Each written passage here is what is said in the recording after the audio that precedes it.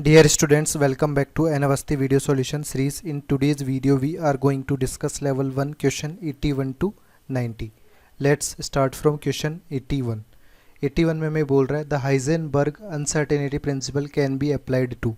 तो Heisenberg uncertainty principle जो होता है वो माइक्रोस्कोपिक पार्टिकल्स के लिए होता है। माइक्रोस्कोपिक पार्टिकल्स यानी जिनकी साइज 10⁻⁻⁶ से कम होती है। तो यहाँ पर क्रिकेट बॉल की साइज इतनी नहीं होगी, फुटबॉल बॉल भी यहाँ पे नहीं होगा, जेट एयरप्लेन तो इनसे भी ज़्यादा बड़ा है। तो केवल इलेक्ट्रॉन माइक्रोस्कोपिक पार्टिकल्स कैटेगरी में आएगा। तो Heisenberg uncertainty principal only electron पे एप्लीकेबल होगा। नेक्स्ट है the mass of A particle is 10⁻⁻10 gram and its radius is 2 × 10⁻⁴ centimetre if its velocity is 10⁻⁶ centimetre पर सेकेंड है और उसमें अनसर्टेनिटी जो है वो यहाँ पर 0.0001% दी गई है। तो अपने को अनसर्टेनिटी इन पोजीशन कैलकुलेट करना है। तो सबसे पहले अपने को कुछ वैल्यूज़ देख लेनी है, जैसे कि हमारे पास मास जो है वो 10⁻⁻10 ग्राम है। तो इसको अपन किलोग्राम में कन्वर्ट कर लेते हैं, क्योंकि प्लांक कांस्टेंट अपने पास क्या होगा, किलोग्राम में होगा। तो इसको ग्राम को किलोग्राम में कन्वर्ट करने के लिए आप क्या करेंगे, 10⁻³ से मल्टीप्लाई करेंगे। तो ये आ जाएगा 10⁻13 किलोग्राम। तो हमारे पास मास तो ये टर्म आ गया। इसी तरह से यहाँ पर वेलोसिटी टर्म देखेंगे। तो वेलोसिटी 10⁻⁶ सेंटीमीटर पर सेकेंड, इसको मीटर पर सेकेंड में कन्वर्ट करना हो तो हमारे पास क्या होगा, सेंटीमीटर को मीटर में कन्वर्ट करेंगे तो 10⁻² मीटर पर सेकेंड होगा। तो ये हो जाएगा 10⁻8 मीटर पर सेकेंड। अब ये जो वेलोसिटी है इसमें अनसर्टेनिटी अपने पास इतने परसेंटेज दी हुई है। तो अपने पास अनसर्टेनिटी इन पोजीशन अपन क्या करेंगे, इस वेलोसिटी का 10⁻⁸ का यहाँ पर परसेंटेज निकाल लेंगे। तो परसेंटेज हमारे पास क्या होगा इसका, इस तरह से निकालने पे हमारे पास हो जाएगा ये 10⁻14 मीटर पर सेकेंड। अब यहाँ पर हाइजेनबर्ग अनसर्टेनिटी प्रिंसिपल एक्सप्रेशन लगाएंगे तो ΔX × ΔP = h/4π। अब हमारा जो ΔP होता है चेंज इन मोमेंटम वो हो जाएगा m × ΔV, mass into velocity. तो यहाँ पर भी अपने पास वही एक्सप्रेशन आ जाएगा, ΔX × m ΔV = h/4π।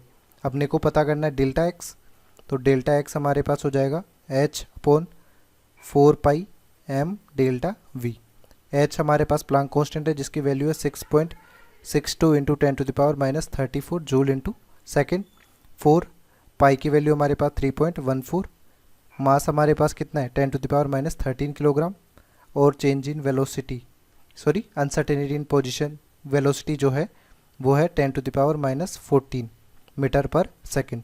जब इस एक्सप्रेशन को आप सॉल्व करेंगे तो यहाँ पर ये वैल्यू कितनी आ जाएगी, 5.2 × 10⁻8।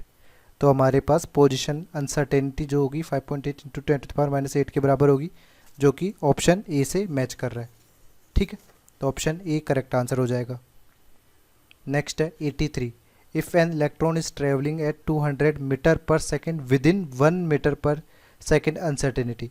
तो यहाँ पर परसेंटेज नहीं दिया हुआ है जिससे अपने को निकालना पड़े। ये डायरेक्टली वैल्यू किसकी दी हुई है, अनसर्टेनिटी इन वेलोसिटी यानी ΔV की जो वैल्यू हो जाएगी वो 1 मीटर पर सेकेंड है।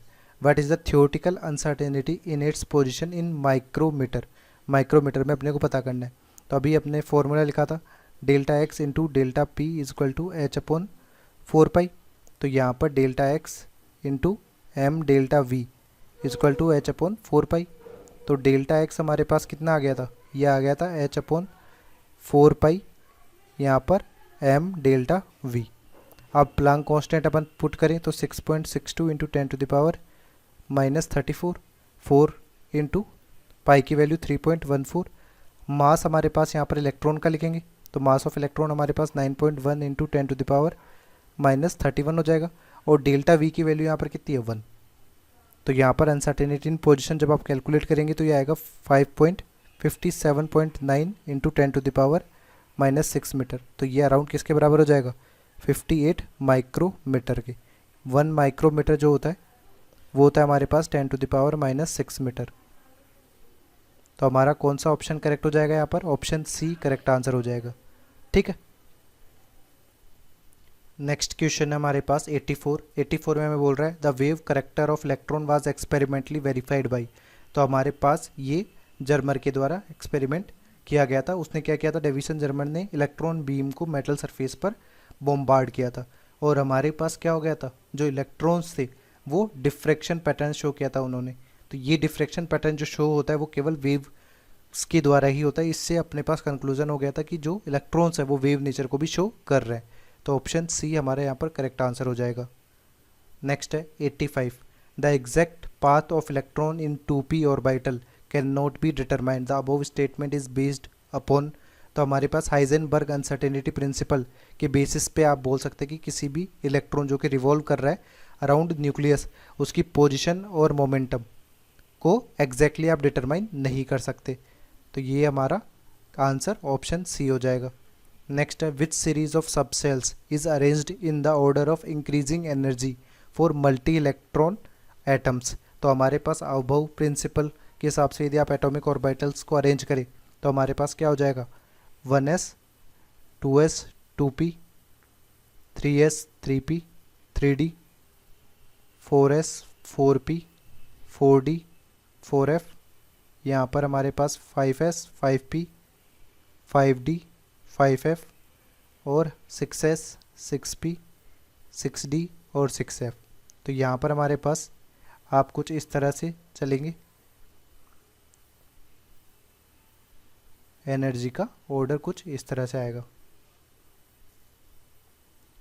जिस तरह से एरोज की डायरेक्शन है।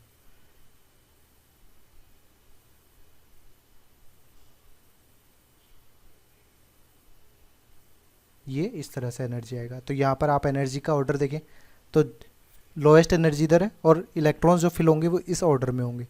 तो हमारे पास क्या हो जाएगा यहाँ पर एनर्जी का ऑर्डर, एनर्जी हमारे पास 6s के बाद में किसकी ज़्यादा होगी, 4f की, उसके बाद 5d की, उसके बाद 6p की। तो इंक्रीजिंग ऑर्डर हमारा ये होगा जो कि ऑप्शन ए से मैच कर रहा है।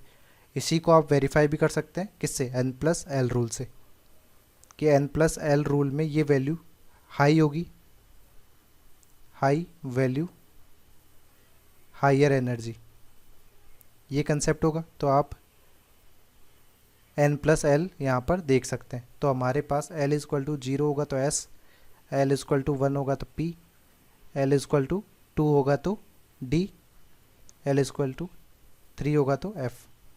तो अपने पास n और l की वैल्यू देखें, n यहाँ पे 6 4 5 6, l की वैल्यू देखें तो s की वैल्यू 0, f में हमारे पास 3 हो जाएगा, d में हमारे पास क्या हो जाएगा 2, यहाँ पर p में हमारे पास 1 हो जाएगा। तो n+l का समेशन देखें तो यहाँ पे 6 होगा, ये 7 होगा, 5 + 2 7 हो जाएगा और 6 + 1 7 हो गया।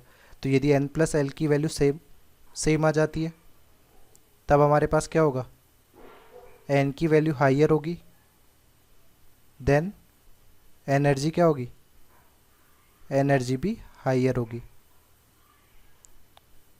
तो यहाँ पर अपने पास 4f 5d और 6p में जितना n की वैल्यू ज़्यादा होगी उतना ही क्या हो जाएगा, एनर्जी हाई हो जाएगी। तो n+l के बेसिस पे भी ये ऑर्डर करेक्ट है। तो ऑप्शन ए हमारा करेक्ट आंसर हो जाएगा। ठीक है, नेक्स्ट है 87, the correct Schrodinger wave equation for a electron with total energy E and potential energy V is given by. तो श्रोडिंगर वेव इक्वेशन जो हमारे पास लिखी जाती है दो पैटर्न पे लिखी जाती है, ∇2ψ/del x² plus ψ/del y² del2ψ/del z² plus यहाँ पर हमारे पास आप लिख सकते हैं 4π/λ² ψ = 0, या इसी टर्म पे आप लिख सकते हैं यहाँ पर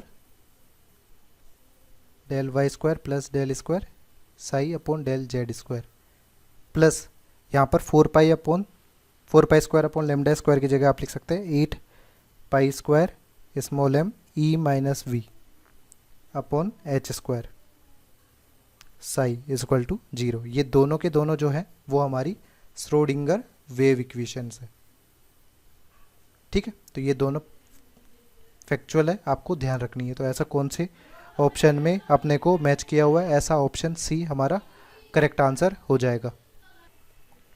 नेक्स्ट क्वेश्चन है 88, wave mechanical model of the atom depends on. Wave mechanical model जैसे कि नेम सजेस्ट कर रहा है, वेव मैकेनिकल यानी अपने पास किसी भी एटम में जो इलेक्ट्रॉन रिवॉल्व कर रहा है उसके लिए अपन बोलते हैं कि हमारे पास ये इलेक्ट्रॉन जो रिवॉल्व कर रहा है ये पार्टिकल नेचर और वेव नेचर दोनों दिखा रहा है, यानी डी ब्रोगली कंसेप्ट को ये बता रहा है।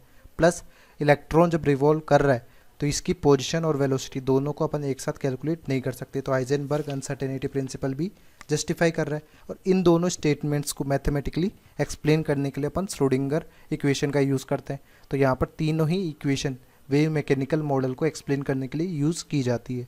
तो ऑप्शन डी हमारा करेक्ट आंसर होगा। ठीक, नेक्स्ट है 89। 89 में बोला गया psi square r theta 5 represent कर रहा है। क्या रिप्रेजेंट करता है? तो यदि आपके पास साई दिया हुआ है, ठीक है, साई आर थीटा 5, तो ये हमारा क्या होगा? ये होगा amplitude of wave function, amplitude of wave function. और हमारे पास यदि क्या दिया हुआ है? साई स्क्वायर आर थीटा 5, तो ये हमारी होगी probability of finding an electron, probability of finding an electron in an atom। तो हमारे पास यहाँ पर साई स्क्वायर को रिप्रेजेंट करने के लिए क्या होगा? प्रोबेबिलिटी डेंसिटी ऑफ इलेक्ट्रॉन, कि हमारे पास किसी भी एटम में इलेक्ट्रॉन कहाँ पाया जा रहा है, यानी उसके पाए जाने की प्रोबेबिलिटी डेंसिटी कहाँ पर है, उसको रिप्रेजेंट करता है साई स्क्वायर आर थीटा 5। तो ऑप्शन बी करेक्ट आंसर हो जाएगा। नेक्स्ट है 90। Radial amplitude of electron wave can be represented as. तो हमारे पास साई आर थीटा 5 ये एम्पलीट्यूड ऑफ वेव फंक्शन होता है जिसको दो पार्ट में डिवाइड करते हैं, रेडियल फंक्शन और यहाँ पर दूसरा हो जाएगा एंगुलर फंक्शन। रेडियल फंक्शन को अपन रिप्रेजेंट करते हैं कैपिटल आर स्मॉल आर से, और वेव फंक्शन एंगुलर फंक्शन को अपन डिपेंड करते हैं ए थीटा 5 से। तो हमारे पास यहाँ पर रेडियल एम्पलीट्यूड को अपन रिप्रेजेंट करेंगे कैपिटल आर, ऑप्शन ए से। ठीक है,